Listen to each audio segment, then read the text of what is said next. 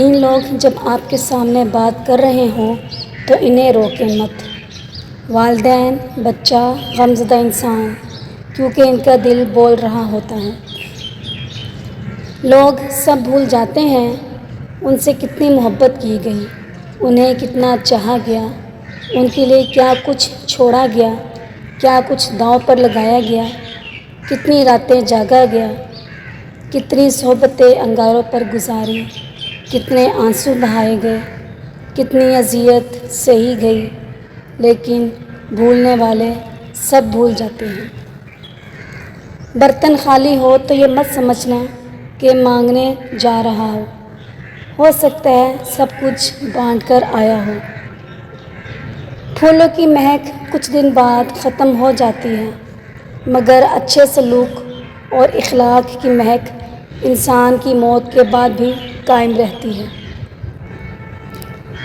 آئینہ بھی کیا عجیب شے ہے، ہر چیز دکھا دیتا ہے، کچھ نہیں چھپاتا، مگر پھر بھی ایک غلطی کر جاتا ہے، بائیں کو دائیں اور دائیں کو بائیں دکھاتا ہے۔ یہ کیسی شفافیت ہے کہ اپنا عکس ہی الٹا نظر آئے۔ یہاں کوئی سچا نہیں ہے، آئینہ تک دھوکہ دے جاتا ہے۔ میں نے مرد کو بیوی بچوں کی روٹی کی خاطر دوسروں سے خاموشی کے ساتھ گالیاں سنتے دیکھا ہے۔ بندہ عامل کے پاس جاتا ہے کہ کام نہیں چل رہا اور عامل 10,000 لے کر اپنا کام چلا لیتا ہے۔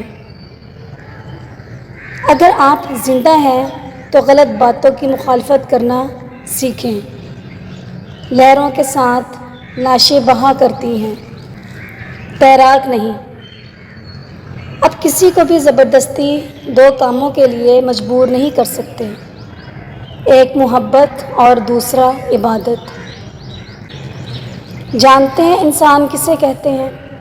آنکھ میں احترام ہو، الفاظ میں نرمی، جس کے اخلاق میں رحم دلی اور مقاصد میں اعلیٰ ظرفی۔ اگر کوئی شخص آپ سے بات کرتے ہوئے بار بار گھڑی کو دیکھے تو اس کا مطلب ہے کہ اسے جاننے کی جلدی ہے اور آپ میں وہ دلچسپی نہیں رکھتا۔ بے پردہ اور تنگ و باریک لباس پہننے والی عورت کی اولاد بے حیا نکلتی ہے۔ مرد کبھی بھی عورت کو نہیں چھوڑتا، البتہ وہ واقعات اور حالات ایسے پیدا کر دیتا ہے کہ عورت خود ہی چھوڑنے پر مجبور ہو جاتی ہے۔